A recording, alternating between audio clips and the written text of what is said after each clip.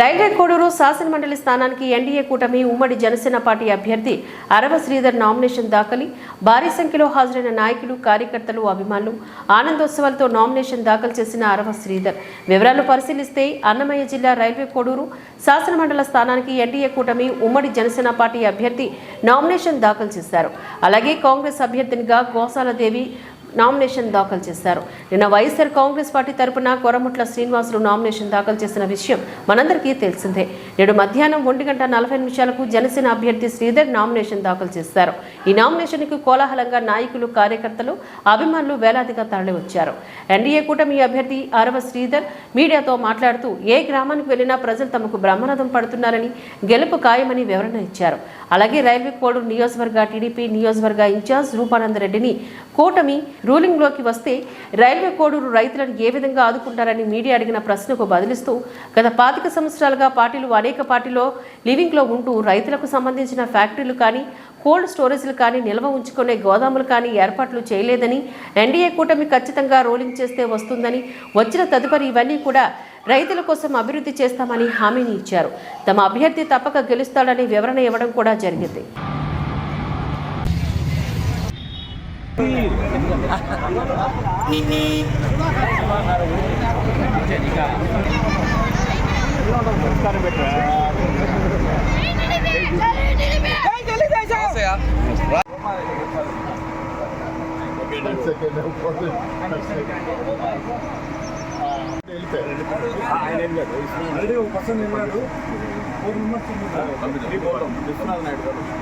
మీరు ఇప్పుడు ఫ్రీ వెళ్తున్నారు.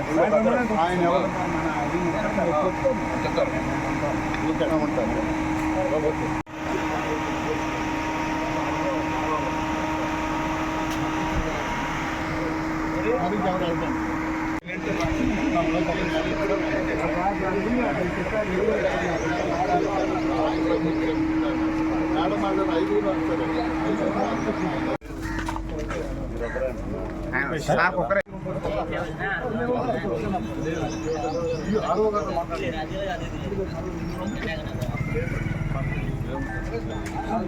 పంపరండి. మీరు అడిగారు పంపించారు.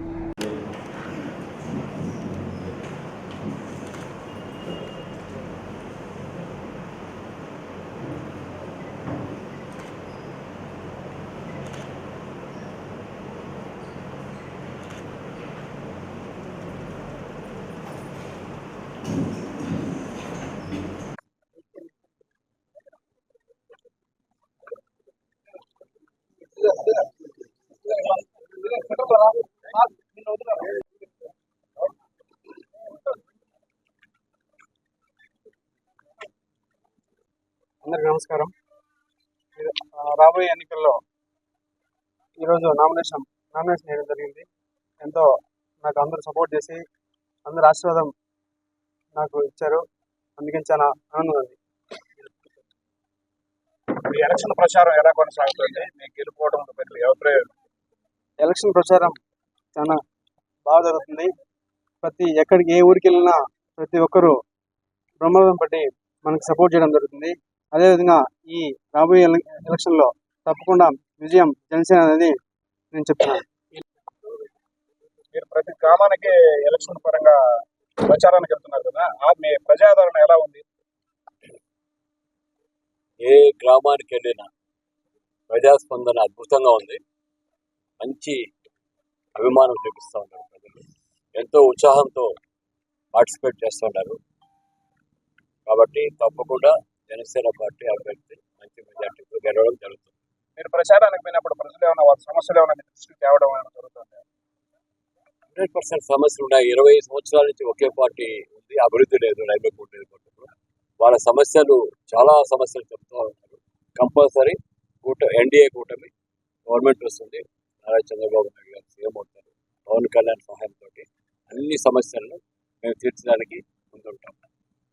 మరి ఎటువంటి సమస్యలు మీ దృష్టికి తీసుకుంటున్నారు? రోడ్లు అయితేనేమి, రైతుకు గిట్టుబాటు ధర లేకుండా ఉండటం అయితేనేమి, వాటర్ అయితేనేమి, చాలా సమస్యలు ఉన్నాయి. నగిరి గాలేరు కాలువ కూడా కడప నుంచి ఇటు రావాల్సిన కాలువ అటుపోయింది. అది ప్రజలు చాలా తెలివివంతులు, కోటూరు నియోజకవర్గ ప్రజలు అందరికీ తెలుసు. కడప వరకు ఆల్రెడీ కాలువ వచ్చింది, అన్ని ఇక్కడ కూడా బిట్స్ తవ్వడం జరిగింది. కానీ ఇక్కడికి రాకుండా కోటూరు నియోజకవర్గానికి చాలా అన్యాయం జరిగింది. మేము గవర్నమెంట్ వచ్చిన తర్వాత కంపల్సరీ నగిరి గాలేరు కాలువ కంపల్సరీ పూర్తి చేస్తామని హామీ ఇస్తాం. సెకండ్ కాలిఫోర్నియాగా పేరు పొందినటువంటి రైల్వే కోడూరులో పండని పంట లేదు, కాయినటువంటి ఫలము లేదు. ఇక్కడ ఎటువంటి ఫ్యాక్టరీలు కానీ నిర్మించడం కానీ ఏమీ జరగలేదు. ఏ గవర్నమెంట్ వచ్చినా ఉన్న అప్సా ఫ్యాక్టరీ కూడా పోయిందని దీనిపైన చాలా అసంతృప్తి వ్యక్తం చేస్తున్నారు రైతులు. ఈ ఎన్డీఏ కూటమి రూలింగ్ లేకొస్తే కోడూరు నియోజకవర్గాన్ని ఏ విధంగా అభివృద్ధి చేయగలుగుతారు, రైతులను ఏ విధంగా ఆదుకుంటారు? కోడూరు నియోజకవర్గ ప్రజలు ఆశీస్సులతోటి తప్పకుండా గెలవడం జరుగుతుంది. ఇక్కడ ఇంజనీరింగ్ కాలేజీ కానీ, మెడికల్ కాలేజీ కానీ, ఈ ఫ్రూట్స్కి సంబంధించిన ఇండస్ట్రీస్ కానీ ఏమీ లేవు. కంపల్సరీ ఎన్డీఏ బీజేపీతో కూడా మాట్లాడి, చంద్రబాబు నాయుడు గారితో మాట్లాడి అన్ని సౌకర్యాలు రైతులకు కల్పిస్తామని హామీ ఇస్తాం.